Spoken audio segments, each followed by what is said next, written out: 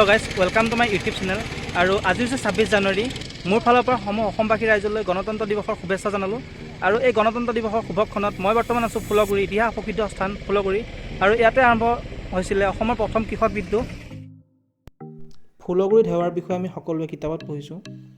মই এই ভিডিঅ'ত ফুলগুৰি ঢেৱা তথা ফুলগুৰিত হোৱা কৃষক বিদ্ৰোহৰ বিষয়ে কিছু কথা জনাবলৈ চেষ্টা কৰিম। এইটো হৈছে ফুলগুৰি ঢেৱাত আত্মহুতি দিয়া বীৰ শ্বহীদসকলৰ পবিত্ৰ সুৱৰ্ণত প্ৰস্তুত কৰা শ্বহীদ স্তম্ভ।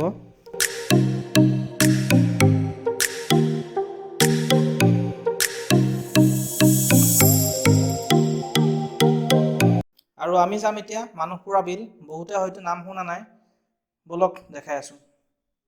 আৰু মই বৰ্তমান আছোঁ মানুহপুৰা বিল, এখন বিল, আৰু মোৰ লগত আছে ৰূপম নাথ, ইয়াৰে এজন যুৱক, আৰু তেখেতে গোটেই কাহিনীটো কি হৈছিলে তেখেতে গোটেই কাহিনীটো এফালৰ পৰা ক'ব। নমস্কাৰ, মই ৰূপম নাথ, মই স্নাতকোত্তৰ অসমীয়া বিভাগৰ ছাত্ৰ নগাঁও মহাবিদ্যালয়ৰ। আৰু তুমি কোৱাচোন মানে ঢেৱা বিষয়ে গোটেই কাহিনীটো কেনেকৈ কি হৈছিলে? ঢেৱা, ফুলগুৰি ঢেৱা 1861 চনৰ 18 অক্টোবৰ ফুলগুৰি ঢেৱা, অৰ্থাৎ প্ৰথম কৃষক বিদ্ৰোহ, অসমৰ প্ৰথম কৃষক বিদ্ৰোহ। 1857 চনৰ চিপাহী বিদ্ৰোহৰ পৰৱৰ্তী 4 বছৰ নহওঁতে অসম প্ৰেক্ষাপটত এই যি বিদ্ৰোহ হৈছিলে এই বিদ্ৰোহেই ফুলগুৰি বিদ্ৰোহ হিচাপে জনা যায়। ইয়াৰ মূল কাৰণটো আছিলে কৰ বৃদ্ধি আৰু আপোনাৰ আফু খেতি নিষিদ্ধকৰণ, যিবোৰ আমি পঢ়িবলৈ পাওঁ। সঁচাকৈ কৰ বৃদ্ধি আৰু আফু খেতি নিষিদ্ধকৰণৰ ফলতে আমাৰ ৰাইজ অতিষ্ঠ হৈছিলে, কৰৰ বোজাত ৰাইজে চলিব নোৱাৰা হৈছিলে। গতিকে ৰাইজে সমবেত হৈ তেতিয়াৰ হাৱাৰ্ড স্কন্সৰ ওচৰত ওজৰ আপত্তি দেখুৱাবলৈ গৈছিলে, কিন্তু হাৱাৰ্ড স্কন্সে ৰাইজৰ ওজৰ আপত্তি শুনা নাছিলে। গতিকে তেওঁলোকক ওলোটাই জোৰ জুলুম কৰিছিলে। তাৰ প্ৰতিবাদ স্বৰূপে গোটেই অঞ্চল বুলি কওঁতে আমাৰ নগাঁও, মৰিগাঁও বৃহৎ অঞ্চল সামৰি ৰাইজমেল পাতিছিলে। ৰাইজমেলত আপোনাৰ কিবা 7 ৰজা 5 ৰজাৰো ভূমিকা আছিলে। আপোনাৰ ৰাইজমেল হৈছিলে ফুলগুৰি 3জোপা বৰআহতৰ তলত, অৰ্থাৎ এতিয়াৰ ফুলগুৰি কলঙৰ পাৰতে বুলিব পাৰি। তাতে ৰাইজমেল হৈছিলে। ৰাইজমেলত আপোনাৰ কি সিদ্ধান্ত লোৱা হ'ব মানে কৰৰ বিষয়ত, সেই সন্দৰ্ভতে সিদ্ধান্ত ল'বলৈ ৰাইজ বহিছিলে। কিন্তু তেনেকুৱাতে থানাৰ নগাঁও সদৰৰ পুলিচে সিংগাৰ চাহাব আহিছিলে, আৰু লগত হলধৰ দাৰোগা এনেকৈ পুলিচ আহিছিলে, আৰু আহি মানে ৰাইজক অলপ জোৰ জুলুম কৰিছিলে।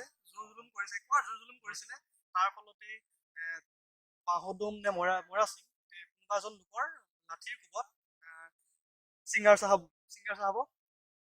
মৰি গ'ল। সিংগাৰ চাহাবক হত্যা কৰা হ'ল। হত্যা কৰাৰ ফলত পুলিচ বাহিনী আছিলে, পুলিচ বাহিনীয়ে গুলিয়ালে মানুহক, যিসকল সমবেত হৈছিল তেওঁলোকক হত্যা কৰা হ'ল।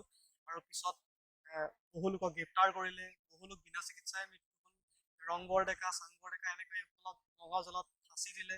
বাঁহদুম, বনমালী এসকলক কলীয়া পানী লৈ দিলে। সিংগাৰ চাহাবক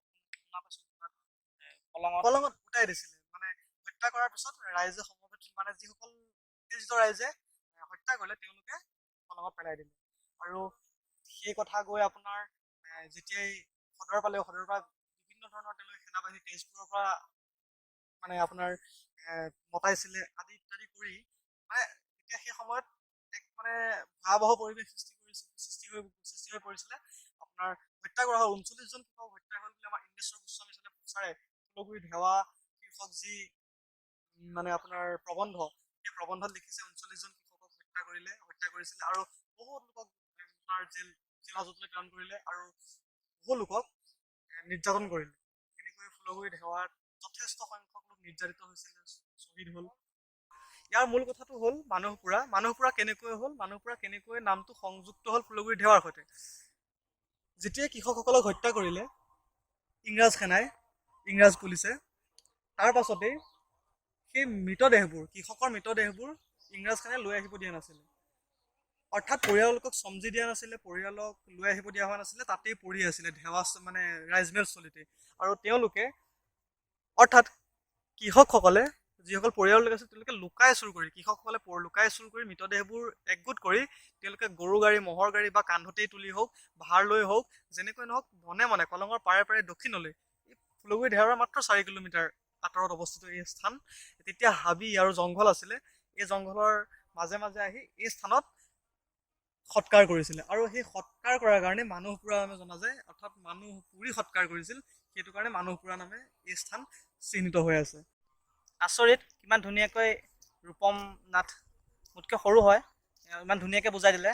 আৰু এওঁৰ প্ৰবন্ধ আছে, ফুলগুৰি ঢেৱা শীৰ্ষক। মই প্ৰবন্ধ লিখিছিলোঁ। মই আপোনাৰ এই প্ৰবন্ধটো আমি আধাৰ হিচাপে লৈছিলোঁ ইন্দ্ৰেশ্বৰ গোস্বামী ছাৰৰ লেখাৰ পৰা আধাৰ হিচাপে লৈ আমি এটা প্ৰবন্ধ লিখিছিলোঁ নিজা হেৰিকৈ।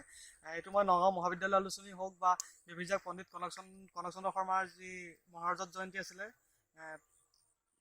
কলেজৰ হায়াৰ ছেকেণ্ডেৰী, তাতো মই প্ৰকাশ কৰিছিলোঁ এইটো। আৰু বিভিন্ন শিশু আলোচনীটো মই এইটো শিশু হেৰি আকাৰে মই ফুলগুৰি ঢেৱাক উপস্থাপন কৰিছোঁ। আৰু নগাঁও সদৌ অসম কবি সন্মিলনৰ অন্তৰ্ভুক্ত নগাঁও জিলা কবি সন্মিলনৰ মই সহকাৰী সম্পাদক হিচাপে মই কাৰ্যনিৰ্বাহ কৰি আছোঁ। তাৰ লগে লগে মই ফুলগুৰি কাব্য কানন গোষ্ঠী, ফুলগুৰি সাহা সাহিত্য সভা আদিৰ লগত জড়িত। ধন্যবাদ, লগ পাই বহুত ভাল লাগিল। আৰু ইমানখিনি কথা কোৱাৰ বাবে সঁচাই মই কি ক'ম, ভাষা নাই। ধন্যবাদ।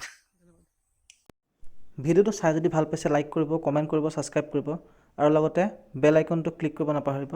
আৰু এটা কথা, ভিডিঅ'টো চাই যদি তাত কিবা ভুল পাইছে বা ৰং ইনফৰ্মেশ্যন পাইছে প্লিজ কমেণ্টত জনাই দিব। ধন্যবাদ।